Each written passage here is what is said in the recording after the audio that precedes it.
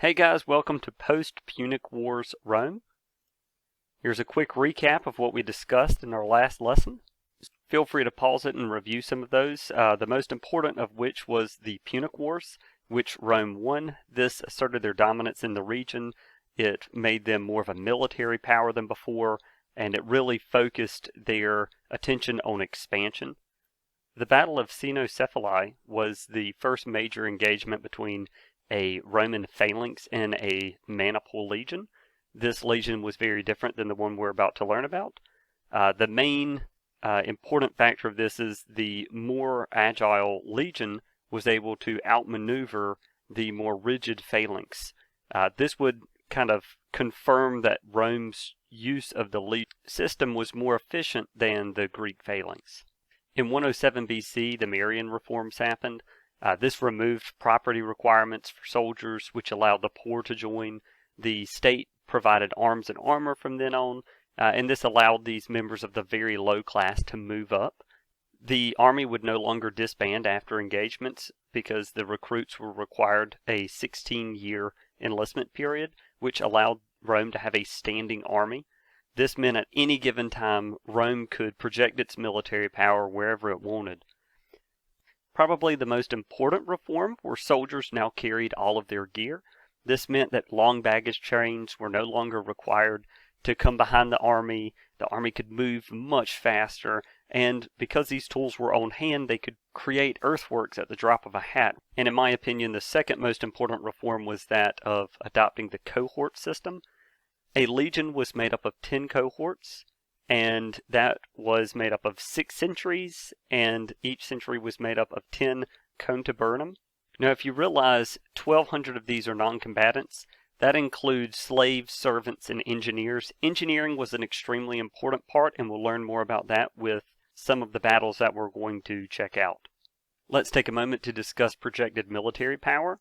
So in this chart, we see power here and distance here.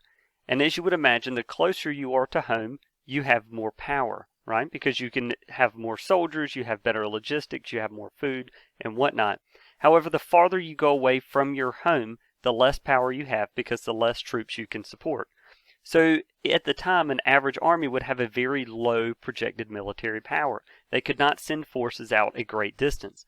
However, in Rome, because of these new reforms, Rome's military could go much farther than most and keep a much stronger military the farther they went. And because these soldiers were better equipped, that made their power even more. And this can be seen in their arms and armor. Here we have some examples of 3 different types of armor and arms that you would find in Rome. You have the early Roman, which you would expect in the maniple system. You have the legionary, which had a segmented plate armor, large shield, and a gladius also.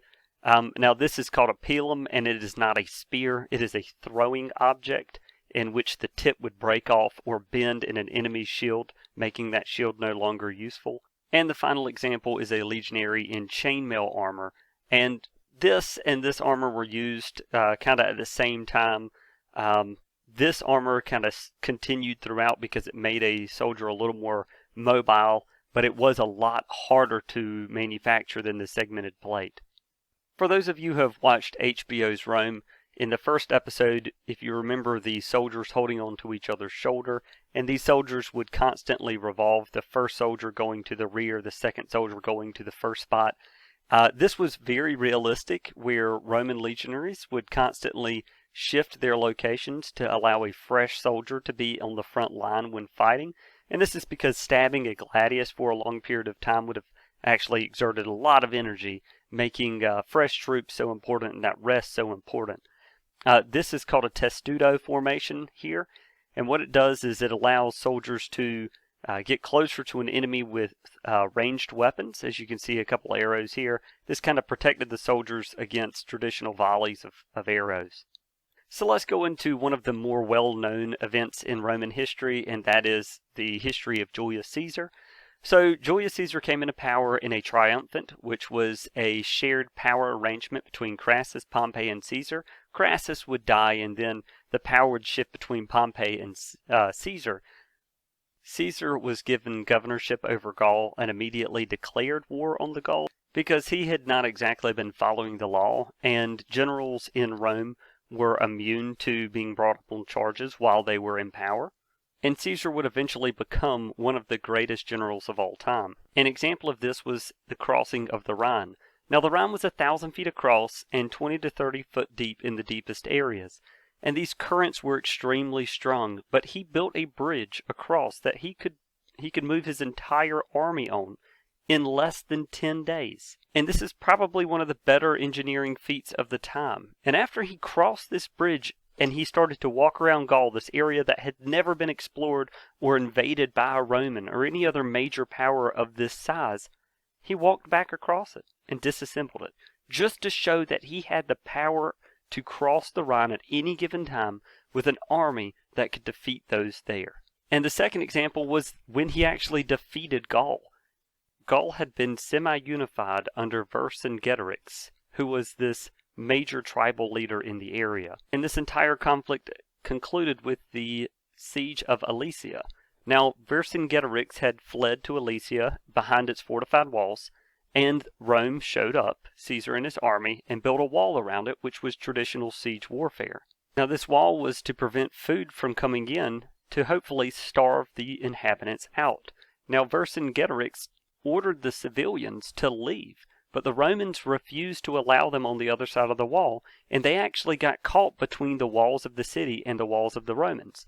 So this was a tactic to try to relieve some of the stress that these individuals caused on the city because they were forced to feed them, and that way the army could be fed so that they could actually fight. Now somehow during this time Vercingetorix was able to get word outside of this Roman line to tell the other Gallic armies that the Romans were there sieging him. But through the use of spies, Caesar had found out that the Gallic armies were on their way and built another wall on the outside of his interior wall, making it a walled city surrounded by a wall, surrounded by another wall.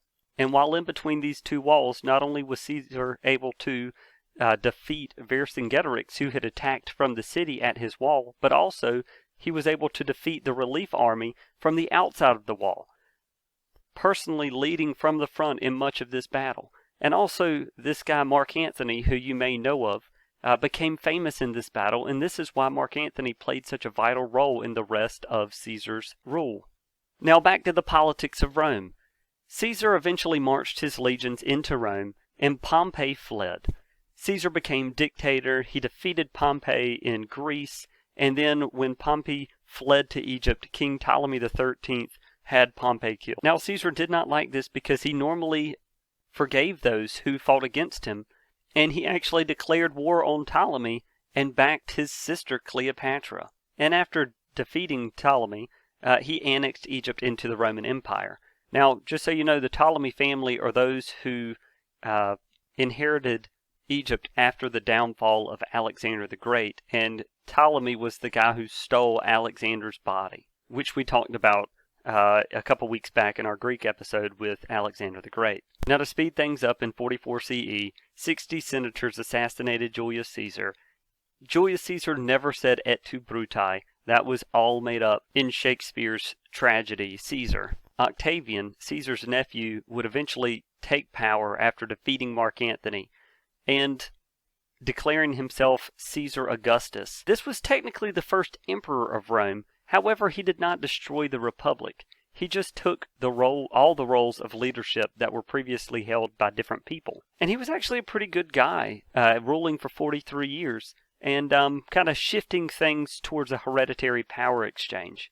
So from 27 BCE to 170 CE, we have Pax Roma, which was this time of unprecedented peace and prosperity in Rome. Because we have to cover a lot of time, I'm just going to do some real quick recaps of the important emperors of the time.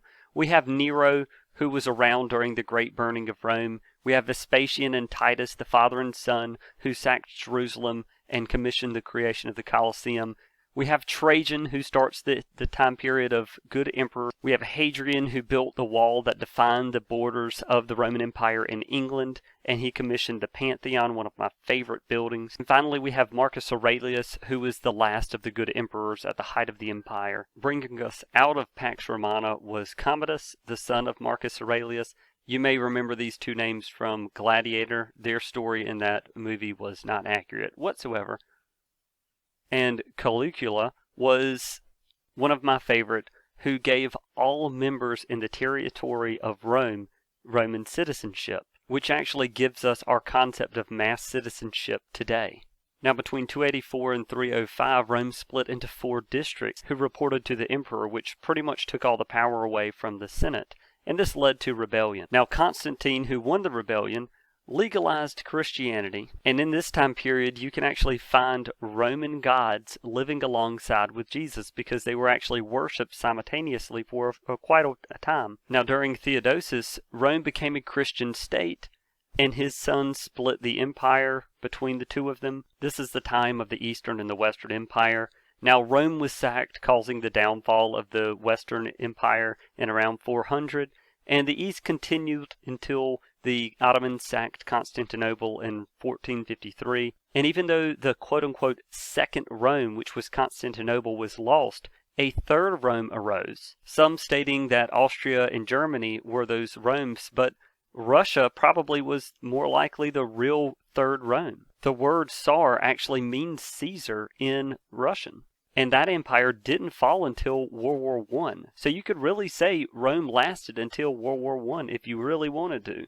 And many people claim that. But that would mean that Rome was a concept and not a territory. And as we see the city of Rome being sacked truly in 400, that's a pretty big gap between that.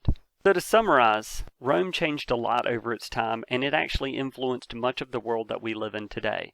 And even though the fall of Rome has a date, the actual fall of the concept of Rome is very disputed, and no one can really be 100% correct. Thank you guys for watching. I'm looking forward to another great week. Hey guys, so let's go over the armor. My wife has been pleased to help me out today. So we're going to start with the helmet. As you notice, there's this gigantic plume. Battle formations required you to know where you were going. It gave a visual indicator for those which direction to go. The normal foot soldier or legionary who would just have the helmet down. Now this is a later Empire helmet. There's a lot of indicators on the helmet that shows this. The helmet was evolved throughout time in order to maximize the efficiency depending on who they were fighting it. So another feature of the helmet is the cutouts here. So we leave the mouth area open so someone can speak. This is a cheek protector, but as you can see right here, it doesn't really get in the legionary's eyes so that they have a full peripheral view of the battlefield. Now if someone hits you in the neck, you normally bring your head down like this, and this connection, as you can see right here, if you don't mind, it creates a area that deflects a sword that may be attacked. So it's actually using your normal reaction to help defend you better. We have a scarf here, and this is meant to keep the armor from chafing your neck. The armor itself is called the Lorica Segmenta, and what it means is segmented plate armor. We have various straps that help hold the armor together, that hold the segments together. Each would be individually tied. Then we have this belt. The belt was not only a symbolic feature, but it made sounds when a legionary would walk. On this belt you may see there's a weird difference. Normally in the Western world we had our swords on the right and we had our backup weapon on the left. Same thing in Japan. But in the Roman Empire you would keep your gladius on your right because you would usually have a large tower shield on your left, and this prevented you from getting your sword caught in your shield when you were trying to cross draw. Can you draw your sword? Probably not. All right, so she's drawing it in a defensive manner. There you go. Now she's in her aggressive manner with her sword, which is how we would normally be going. Now the first thing you see that she's doing wrong is she's swinging this. In Rome, you never put your arm above your shoulders. This would get a lashing from from whoever was in charge. You would actually never see a legionary do this. They were more into stabbing motions, just like that. And the reason is in the Bronze Age, or with the quality metals that you would find, slashing would not be as efficient as stabbing because this could pierce through armor. So the next backup is, let's say you lose your gladius in battle, or maybe your gladius breaks. You have this, which is called a pugio, and it is extremely sharp, especially this one. As you see the blood grooves in the side, this is your ultimate hand-to-hand combat weapon. So when you got close to somebody, most times you would not even use your gladius. A lot of people would switch to their Pugio because the stabbing power of something, as you can see, sometimes up to the width of a forearm of a adult male. So we have the famous Caligae, which if you know much about Caligula, he was actually named after this boot or sandal, depending on how you want to call it. Now, she does have some greaves here, but you wouldn't find the standard legionary to be equipped with that.